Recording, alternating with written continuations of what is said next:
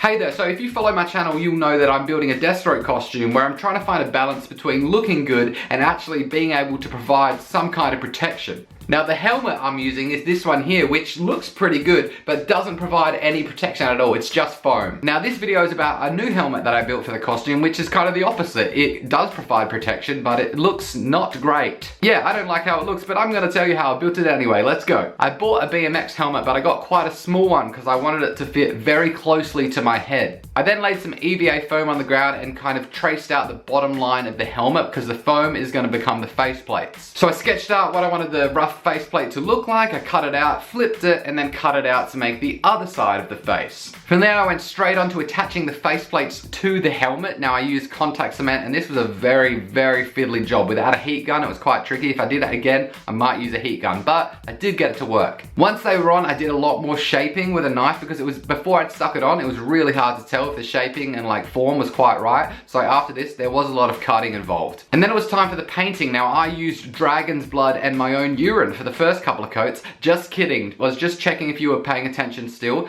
I actually used spray paint. I did a few coats of white as a base coat, then I used electrical tape to mark off where the rough center line was. I did the orange first, again a couple of coats, and then on the other side I did a mixture of black and a kind of metallic grey, a couple of coats of that as well. After that I used acrylic black paint to start adding some detail and weathering. Now for the weathering, what I usually do is kind of use paper towel with some watered down paint and rub it all in to make it look battle worn and old. A lot of people in the comments quite often ask me why I use this method so often in a lot of my builds. Now not only do I think it just looks good, but it's a lot easier for beginners, and I know that a huge majority of people that watch this channel are coming here building their first cosplays. Now if you choose to make a costume that's battle worn and weathered, it's a lot more forgiving for little mistakes because you can just turn it into, you know, a scar on the costume or somewhere where a sword hit it. If you're making something perfect and you make a cut that's wrong, you're screwed, buddy. Anyway, apart from the weathering, I did add a lot of kind of little detailed lines just to try and give it a bit more of a shape. Now, I did make some really dumb mistakes because one side has a huge eye cutout and one side doesn't. The foam on one side holds tension differently to the other side and gives it a different shape, which made it really freaking hard to get it symmetrical, and that was really dumb. If you're making something like this, be aware of that. Yeah, ugly.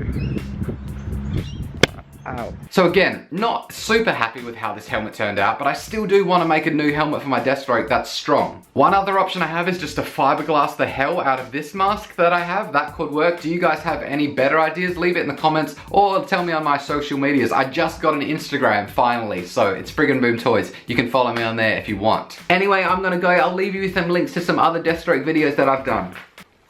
Oh yeah, that does not provide protection.